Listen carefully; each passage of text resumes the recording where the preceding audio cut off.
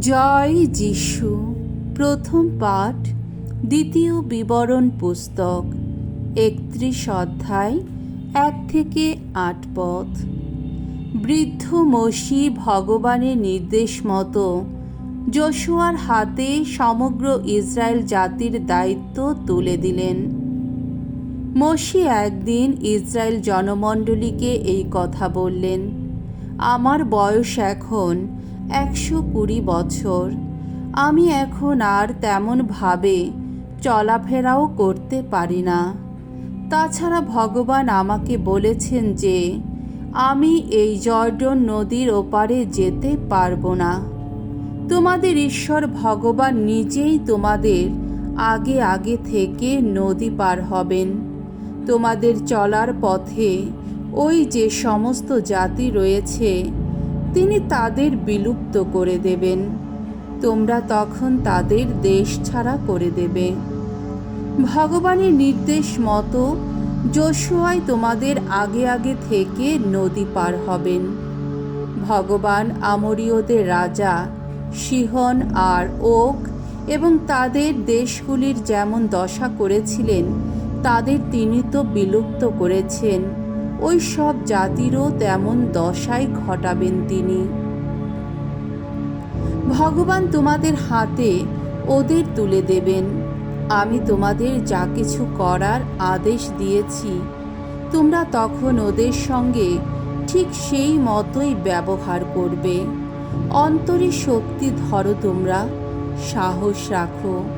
ওদের দেখে ভয়ে কাতর হইও না, বিচলিত হইও না, কেননা তোমাদের ঈশ্বর ভগবান নিজেই তোমাদের সঙ্গে সঙ্গে এগিয়ে চলেছেন।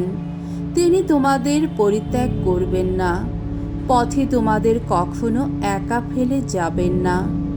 এরপর মোশি যোশুয়াকে কাছে ডেকে ইসরায়েলের সকলের সামনে তাকে এই কথা বললেন, অন্তরে শক্তি ধরো, তুমি সাহস রাখো, কেননা যে দেশ এই জাতির মানুষদের হাতে তুলে দেবেন বলে ভগবান তাদের পিতৃপুরুষদের কাছে শপথ করেছেন, তোমাকে এবার সেই দেশে সকলকে নিয়ে যেতে হবে। তোমাকে সেই দেশটি তাদের অধিকারে এনে দিতে হবে। ভগবান নিজেই তোমার আগে আগে এগিয়ে চলেছেন, তোমার সঙ্গে সঙ্গে থাকবেন তিনি। তোমাকে তিনি কখনো পরিত্যাগ করবেন না, পথে তোমাকে কখনো একা ফেলে যাবেন না। তাই কোনো ভয়ে কাতর হইও না, তুমি কোনো কিছুতেই শঙ্কিত হইও না। প্রভুর বাণী। ঈশ্বরকে ধন্যবাদ। শাম সঙ্গীত। মোশির গীতিকা, দ্বিতীয় বিবরণ, 32 অধ্যায়, 3 থেকে 4 পদ, 7 থেকে 9 পদ এবং 12 পদ। ধুয়ো। প্রভুর মনোনীত জন যারা, তারাই প্রভুর আপন সম্পদ। আমি এখন মুক্ত কণ্ঠে শোনাব ভগবানেরই নাম।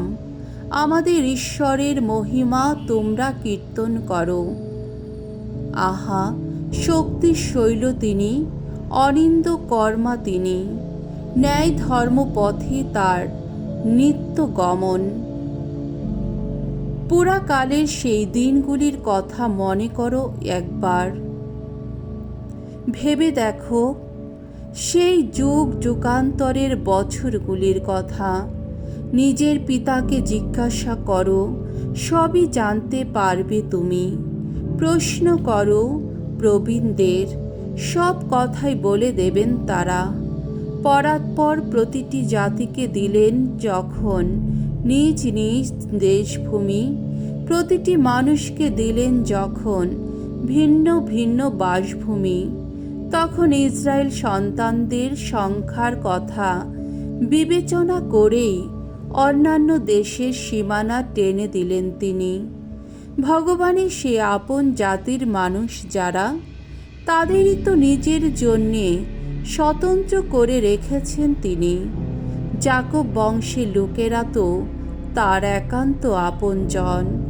সেদিন একাই ভগবান তো যাকবকে পথ দেখিয়েছিলেন। ভিন জাতির কোনো দেবতাই তার পাশে ছিল না তখন। বাণী বন্দনা। জয় জয় প্রভুর জয়। কাঁধে তুলে নাও আমারই জোয়াল, মনে রেখো অন্তরে কোমল আমি, বিনম্র হৃদয়। জয় জয় প্রভুর জয়। মঙ্গল সমাচার। মথি রচিত মঙ্গল সমাচার 18 অধ্যায় 1 থেকে 5 পদ, 10 পদ, 12 থেকে 14 পদ।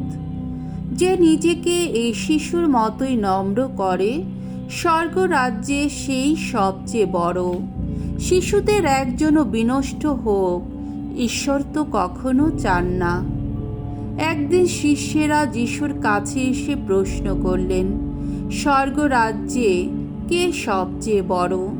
যিশু তখন একটি শিশুকে কাছে ডাকলেন এবং তাকে তাদের সামনে দাঁড় করিয়ে বললেন, আমি তোমাদের সত্যি বলছি, তোমাদের মধ্যে যদি পরিবর্তন না আসে, তোমরা যদি শিশুর মতোই না হয়ে ওঠো, তাহলে তোমরা কিছুতেই স্বর্গরাজ্যে প্রবেশ করতে পারবে না। তাই যে নিজেকে এই শিশুর মতোই নম্র করে, স্বর্গরাজ্যে সেই সবচেয়ে বড়। আর যে কেউ আমারই জন্যে এরই মতো একটি শিশুকে গ্রহণ করে, সে আমাকে গ্রহণ করে।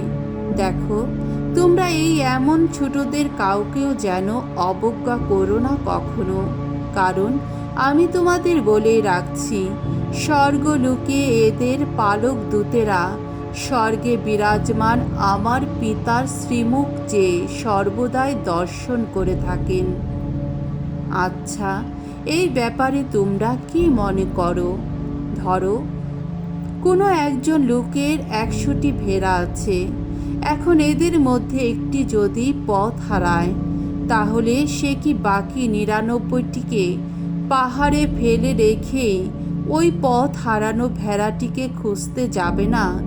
সে যদি তাকে কোনো মতে খুঁজেই পায়, তবে তোমাদের সত্যি বলছি যে 99টি ভেড়া পথ হারায়নি, তাদের জন্যে তার যতটা আনন্দ, তার চেয়েও সে ঢের বেশি আনন্দ পাবে ওই একটি ভেড়ার জন্যে। তেমনিভাবে এই এমন ছোটদের একজনও বিনষ্ট হোক, স্বর্গে বিরাজমান তোমাদের পিতা তা কখনো চান না। প্রভুর মঙ্গলময় বাণী। খ্রিস্ট প্রভু তোমার প্রশংসা হোক।